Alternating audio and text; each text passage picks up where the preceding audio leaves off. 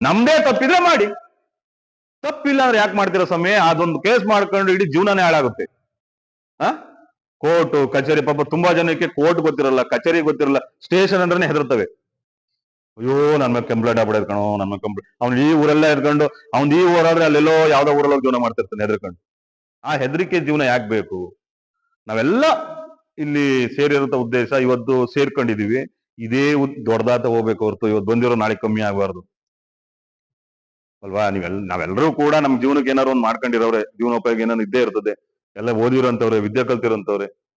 ಸಂಘ ಸಂಸ್ಥೆಗಳಲ್ಲಿ ಪ್ರೊಫೆಸರ್ ನಂಜುಂಡ ಸ್ವಾಮಿ ಹೇಳ್ತಿರ್ತಾರೆ, ಸಂಘ ಸಂಸ್ಥೆಯಲ್ಲಿ ನೀನ್ ತೊಡಗಿಸ್ಕೊಳ್ಳಿಲ್ಲ ಅಂದ್ರೆ ಕಸಕ್ಕೆ ಸಮ ಮನುಷ್ಯ ಅಂತ. ಯಾವ್ದಾದ್ರು ಸಂಘ ಸಂಸ್ಥೆಯಲ್ಲಿ ತೊಡಗಿಸ್ಕೊಳ್ಬೇಕು. ಯಾಕೆಂದ್ರೆ ಅರಿವಿನ ಬುತ್ತಿ ಸಿಕ್ಕದೆ ನಮ್ಗೆ ಸಂಘ ಸಂಸ್ಥೆಗಳಲ್ಲಿ. ಆ ಅರಿವು ಸಿಕ್ಬೇಕು ಅಂತ ಅಂದಾಗ ನಿಮ್ಗೆ 4-6 ಜನ ನಮ್ಗೆ ಪರಿಚಯ ಆಗ್ತಾರೆ, 4-6 ಜನ ಸಿಗ್ತಾರೆ. ಈಗ ನಿಮ್ಮಿಂದ ನನಗ್ ತಿಳಿಯುತ್ತೆ, ನನ್ನಿಂದ ನಿಮಗ್ ತಿಳಿಯುತ್ತೆ. ಅದು ಬಿಟ್ಟು ಇಲ್ಲಿ ನಾವೇ ದೊಡ್ಡವರು, ನಂದೇ ನಡಿಬೇಕು, ನಮ್ ಮುಂದ್ ಕೋರೆ ನೀವ್ ಹಿಂದ್ ಬನ್ನಿ ಅದಕ್ಕೆ ಬೇಡ. ನಾವೆಲ್ಲ ಒಟ್ಟಿಗೆ ಹೋಗೋಣ, ನಾವೆಲ್ಲ ಒಂದೇ ತಟ್ಟೆಯಲ್ಲಿ ಊಟ ಮಾಡುವಂತರು, ಒಂದೇ ಮನೆಯಲ್ಲಿ ಇರುವಂತರು. ಸಮುದಾಯದ ಪರವಾಗಿ ನಾವೆಲ್ಲ ನಿಂತ್ಕೊಳ್ಳೋಣ. ಸಮುದಾಯಕ್ಕೆ ಆಗ್ತಿರ್ತಕ್ಕಂಥ ಅನ್ಯಾಯನ ನಾವು ಮೆಟ್ಟಿ ನಿಲ್ಲೋಣ.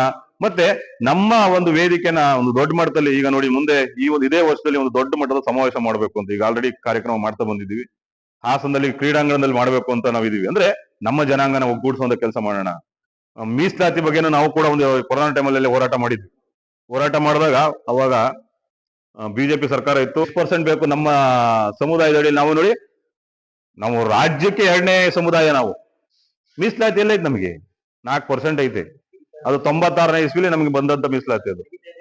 ಅಲ್ಲಲ್ಲ, ಅದನ್ನೇನ್ ಹೇಳ್ತಿರೋದು. ಈಗ ನಮಗೆ ಜಾತಿ ಏನು ಜನಗಣತಿ ಪ್ರಕಾರ ನಮಗೆ 14-15% ಬೇಕು, ಕೊಡ್ಬೇಕು. ಅರ್ಥ ಆಯ್ತಲ್ವಾ?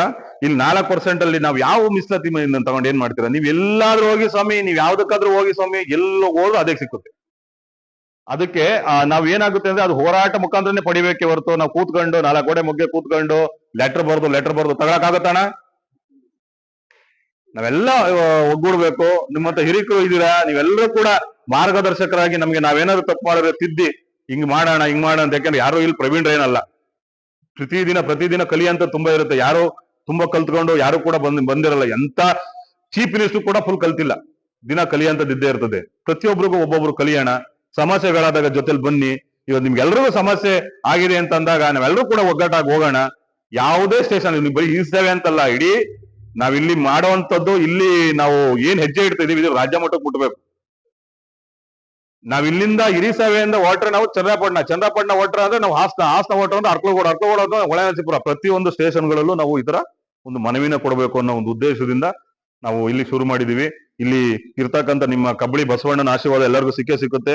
ಅದು ನಮ್ಮ ಕಬ್ಬಳಿ ವೆಂಕಟೇಶಣ್ಣ ಇದಾರೆ, ಅವ್ರು ಇದ್ರ ಮೇಲೆ ನಮ್ಗೆ ಏನ್ ತೊಂದರೆ ಇಲ್ಲ. ನಮ್ಮ ಅನಂತಣ್ಣ ಇದಾರೆ. ಯಾಕಂದ್ರೆ ನೀವೆಲ್ಲ ಹಿರಿಕರು, ನಮ್ಗೆ ಬೆನ್ ತಟ್ಟಿ ನಮ್ ಜೊತೆ ನೀವು ಇರ್ತೀನಿ ಅಂದ್ರೆ ನಿಮ್ ಜೊತೆ ಯಾವ್ದೇ ಕಾರಣಕ್ಕೂ ಯಾವುದೇ ಟೈಮಲ್ಲಿ ಕೂಡ ಕರೆದು ನಾವು ಬರಕ್ ಸಿದ್ಧ ಇದೀವಿ. ಎಲ್ಲಿ ಕರೆದು ಬರಕ್ ಸಿದ್ಧ ಇದೀವಿ. ಮತ್ತೆ ಇಲ್ಲಿ ಯಾರೂ ಕೂಡ ಯಾವ್ದು ರಾಜಕೀಯ ಮಾಡ್ತಿಲ್ಲ. ನೀವ್ ಯಾವ್ದೇ ಪಕ್ಷದಲ್ಲಾರಿರಿ, ಏನಲ್ಲಾರಿರಿ, ನಾವ್ ಕೇಳ್ತಿರೋದು ನಾವೆಲ್ಲ ಒಗ್ಗೂಡ್ಬೇಕಾದ್ರೆ ಒಗ್ಗೂಡೋಣ. ನೀವು ಜನತಾದಳನೋ ಇರ್ತಾವ ಪಕ್ಷಗಳು ಬೇಡ ನಮ್ಗೆ, ಯಾವ ಪಕ್ಷನಾರು ಬೇಡ, ಯಾವ ಇದು ಬೇಡ, ನಾವೆಲ್ಲ ಒಗ್ಗೂಡ್ಬೇಕನ್ನೋ ಉದ್ದೇಶನೇ ನಮ್ಮ ಉದ್ದೇಶ ಅಷ್ಟೇ, ಬೇರೆ ಏನಿಲ್ಲ. ಪ್ರತಿಯೊಂದು ಊರಲ್ಲೂ ಕೂಡ, ಪ್ರತಿಯೊಂದು ಹಳ್ಳಿಗೂ ಕೂಡ ನೀವು ವಿಚಾರನ ಮುಟ್ಟಿಸ್ಬೇಕು. ಪ್ರತಿಯೊಂದು ಊರಲ್ಲೂ ಕೂಡ 10 ಜನ ಬಂತು ಅಂದ್ರೆ ಇದು ದೊಡ್ಡ ಮಟ್ಟದ ಹೋರಾಟ ಆಗುತ್ತೆ. ನಾವಿಲ್ಲಿ ಏನ್ ಶುರು ಮಾಡಿದೀವಿ, ಇದು ಇವತ್ತು ಶುರು ಮಾಡಿದೀವಿ. ಒಂದು ದೊಡ್ಡ ಕಾರ್ಯಕ್ರಮ ಮಾಡ್ತೀವಿ. ಕಾರ್ಯಕ್ರಮ ಆದ್ಮೇಲೆ ದೊಡ್ಡ ಮಟ್ಟದ ಹೋರಾಟ ಆಗುತ್ತೆ. ಹೋರಾಟದಲ್ಲಿ ನಾವೇನು ಒಕ್ಕಲಿಗರೇನು ಅನ್ನೋದನ್ನ ಈ ಹೋಬಳಿ ಒಳಗೆ ನಾವು ತೋರಿಸ್ಬೇಕಾಗುತ್ತೆ. ಈ ಮೀಟಿಂಗ್ ಮುಗಿಸ್ಕೊಂಡು ನಾವು ಅಲ್ಲಿ ತದನಂತರ ಮುಗಿಸ್ಕೊಂಡು ಯಾವ್ದು ಈ ಕಾರ್ಯಕ್ರಮದ ಒಂದು ರೂಪುರೇಷೆಗಳು ಮಾಡೋಣ, ಒಂದು ಕಾರ್ಯಕ್ರಮ ಮಾಡೋಣ, ಆಮೇಲೆ ಒಂದು ಹೋರಾಟ ಮಾಡೋಣ.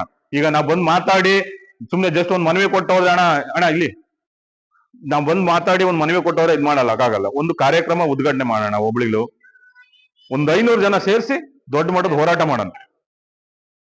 ನಮ್ಮ ಉದ್ದೇಶನೇ ಎಷ್ಟೇ, ಸುಖ ಸುಮ್ಮನೆ ಯಾಕೆ ಅನ್ಯಾಯವಾಗಿ ನಮ್ಮ ಒಕ್ಕಲಿಗರ ಮೇಲೆ ನೀವು ಹೇರ್ತಾ ಇದ್ದೀರಾ ಕಾನೂನಿನ ಅಸ್ತ್ರವನ್ನ. ಇದನ್ನ ದಯವಿಟ್ಟು ನೀವು ಪರಿಶೀಲನೆ ಮಾಡಿ. ಯಾಕೆಂದ್ರೆ ಅವರು ಮನುಷ್ಯರೇ, ನಾವು ಮನುಷ್ಯರುಗಳೇನು, ಅವ್ರು ಊಟ ನಾವು ಊಟ ಮಾಡಿ ಎಲ್ಲ ಒಂದೇ ಅಲ್ವಾ? ಯಾಕೆ ಈ ತರ ನಮ್ಮ ಮಾನವ ಸಂಘರ್ಷ ಮಾಡ್ತಾರೆ? ಹಿಂಗೆ ನೀವು ಮಾಡ್ತಾ ಹೋದೇನಾಗುತ್ತೆ ಅಂದ್ರೆ ಅವ್ರಿಗೆ ಇವ್ರು ಹೊಡೆದಾಡ್ಕೊಂಡು ಇಲ್ಲಿ ಜನ ಸಾಯ್ತಾರೆ ಹೊರತು ಇಲ್ಲ. ನಾವೆಲ್ಲ ಏನ್ ಮಾಡ್ತೀವಿ, ಸ್ಟೇಷನ್ ಮುಂದೆ ಸಾಮೂಹಿಕ ವಿಷ ಕೊಡ್ಬಿಡೋಣ. ವಿಷ ಅಷ್ಟೇ, ಇನ್ನೇನ್ ಮಾಡಕ್ಕಾಯ್ತದೆ? ಈಗ ನೀವು ಜೈಲು ಕೇಸು ಮಾಡ್ಕೊಳಕ್ಕಿಂತ ಸಾಯದೇ ಉತ್ತಮ ಅಲ್ವಾ? ಇದು ನಮ್ಮ ಮುಂದಿನ ಅಜೆಂಡಾ. ದಯವಿಟ್ಟು ಎಲ್ಲರೂ ಕೂಡ ಸಹಕಾರ ಮಾಡಿ ಅಂತ ಈ ಮೂಲಕ ಕೇಳ್ಕೊಂತೀವಿ. ನಮಸ್ಕಾರ.